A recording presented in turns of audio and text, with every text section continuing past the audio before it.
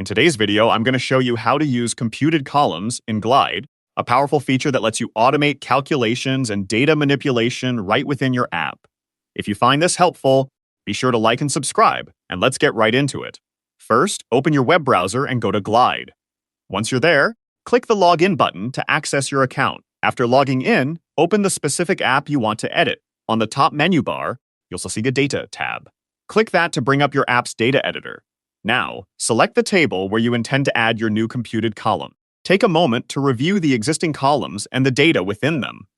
This will help you understand what information you have to work with. To add your new column, click the New Column button. A list of various column types will appear. Scroll through these options, and you'll find a dedicated section for computed column types. Glide offers a variety of powerful computed column options, including math for calculations, if-then-else for conditional logic, template for combining text, and relation, lookup, rollup, joined list, split text, and single value for more advanced data manipulation. Choose the computed column type that best suits your specific use case. Next, enter a descriptive name for your new column. This is what you'll see in your data editor and when connecting it to your app's layout. Then, you'll configure the column settings in the right-hand sidebar. Here you'll select the source columns that your computation will use. For instance, if you're creating a math column, you'll choose the number fields you want to calculate totals from. For an if-then-else column, you'll define your conditions and the corresponding results. If you're using a template column, you'll combine multiple fields into a single piece of text. As you configure, pay close attention to the preview area. This will show you a real-time look at how your computed values are displaying. Verify that they are accurate and make any necessary adjustments to your settings. It's a good idea to test the column with different rows of data to confirm that the results update automatically as expected.